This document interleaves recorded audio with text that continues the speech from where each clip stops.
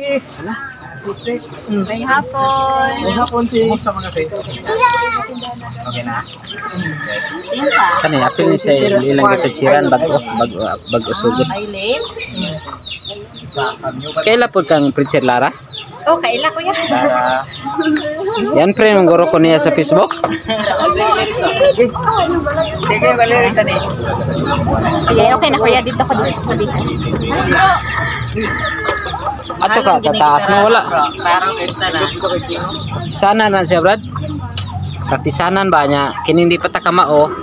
Gihan kita mo kaskas.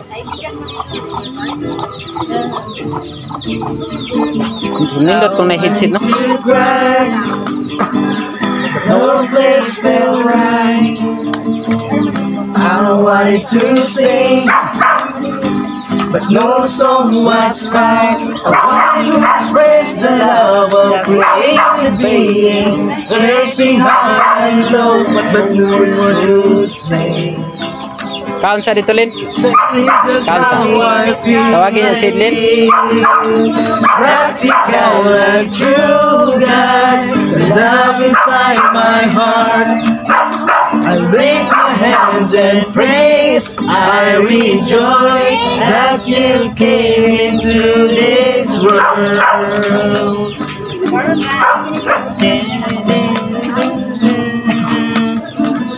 And come from us. God gave him life. Satan came down to pour out mankind. Lost our humanity and reason. Generation after generation. For instance, I need. But God, the love inside my heart. I am lost, but I can't replace how can I worship and true God, love inside my heart. Just that I can see your face. How can I not worship you? Ug mahang practice ta kay kanang kuan gyud ba. That became worse and bad. Adversity and some sorrow, saving us and bringing us to a beautiful place. We will always thank you, the practical and true God, the love inside my heart. Correct, but you have saved me. How can I not worship? The love inside my Sulod mo heart. Ivan. Dalam ko bro. It's true. How can I not worship you? How can I not worship you? How can I not worship you? Kaskas na susunod. Walang naram na ang ipalit lang kay para praktisanan ba niya. Mao na ka bro. Mao ka na. Siya kay saksakan, oh. Tirador mi dala. Ari ko lang kaon tong pe. Sige. Bro Jonathan. Oh. Teka, asa mo muna? Ari ko lang. Lagi bro. Mag-circle siguro ta no. Ikaw adjust. Ari ko lang.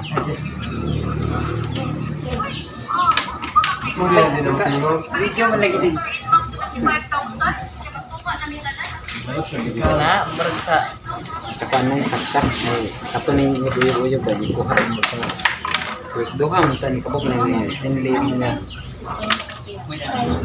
Siya wire bro.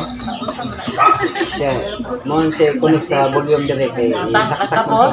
Mo natangkang. dali ra man na siya. So dire may masumpay. Dire bisa masumpay. Good bro. Okay. Si Kuan pila ka buko andre wala aron len. Ha? Pila na ka buko la kapil Kanta niyo sa ron. Si Ate Cecil, si Cecil, naman ang ni-apil rin, wala na siya. Sa kunto na to pagkuan ka to mo ang giingon nga kanta. Naman Sa kalibutan nga nagkagrabe, nakatalagman kay nakasulat na dani sa panagna, sa propesya na kung unsa ang timailhan sa pag-abot sa Ginoo kay kato sa kuha sa atin sa ito nga sikreto kay nangutana ang mga disipulo kung sa timailhan sa kuan sa katapusan sa kalibutan o iyang muli iyang pagbalik usab sa ikaduha nga higayon. Sumod dito nga binarugay ang mga nasod, batok nasod, bingharian, batok bingharian, magkakagutom, lilindol sa lahat ng dako. So, buong ko na yung kuha na nga sa ito na atong natapik sa topic 1 nga buong ko na nga sa katapusan nga mga adlaw magkakatawang tawang Ginoo. So, karon po itong pag-isbutan na po sa ikaduha nga topic. So sa kita nga mga kuan, kita nga mga tao, kita nga sunod sa kuan ni sa nag-ampo sa Ginoo ni Jesus Christ. Karon unsa may ato ang mga kuan mga gihandom nga kuan ni ang Ginoo ba unsa ka pa unsay pamaagi nga magpakita ang Ginoo, mga sister, magpakita ba sa kawanangan o unsa inyo mga kuan mga pagkatao. Kaya awat ni Sister Eileen. magpakatao. Pas yung hati, sa yung opinion.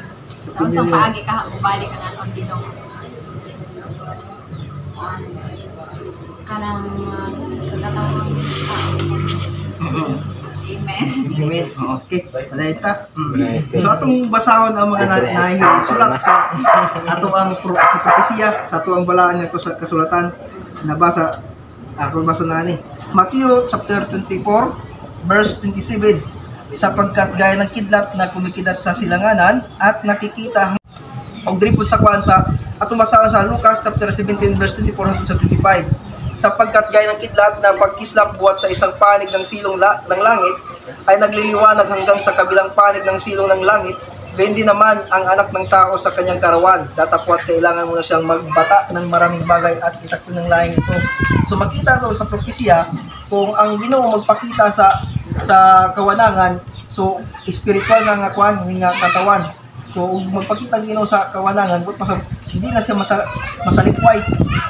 Kaya nakita mo siya sa kuan sa ining kuan ining sa tuong kagalingan ng mga mata. Nya ang kuan ining kining sa propesya nga itakol siya sa lahing ito.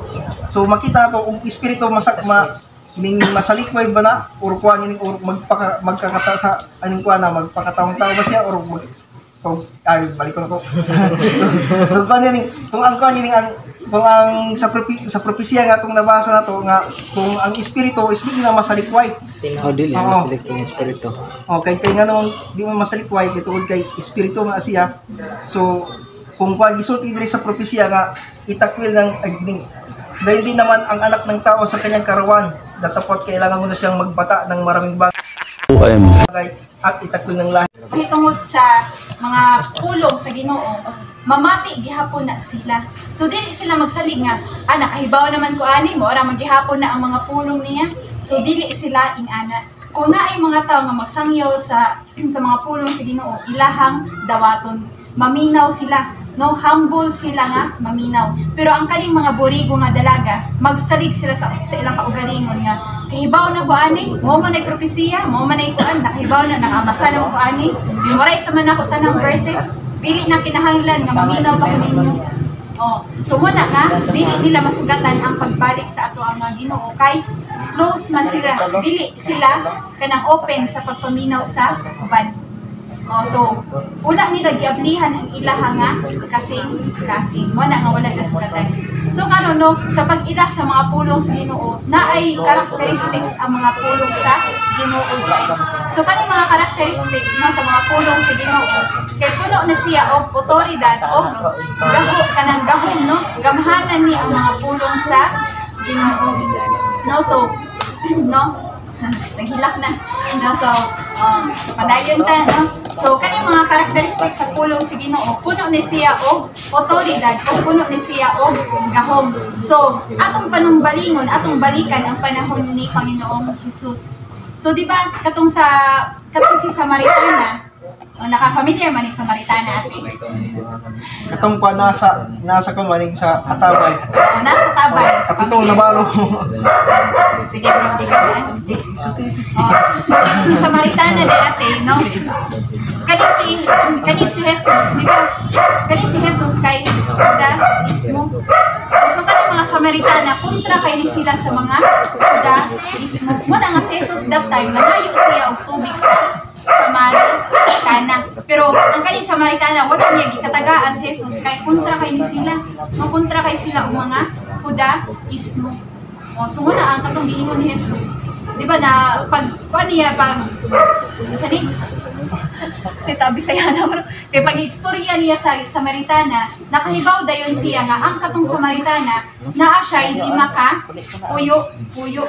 No, lima ka puyo nga bana, no? So kaning Samaritana wala ni siya nagdahom nga si Jesus makasulti niya atong ay tudong. So kaning Samaritana wala ni siya nagdahom nga si Jesus makasulti siya og mga sekreto. So katong Samaritana wala to siya gisultian sa iya nga. Namutbot man tong Samaritana si. Nga wala daw siya kuan kapuyo. Wala siya kapuyo. Ya lah hibaw ang Ginoong Hesus di. Wala gid ka tingek. Grabe itong buhat ni Ginoong Hesus sa una ay. So mo to no. So mo to siya nga ang katong Samaritana. Katong Samaritana, namutgot to siya. Katong just like sa giingon ni brother, namutgot to siya pero si Panginoong Hesus nagpauan din niya nga na siya lima ka puyo. So unay sekreto nga mata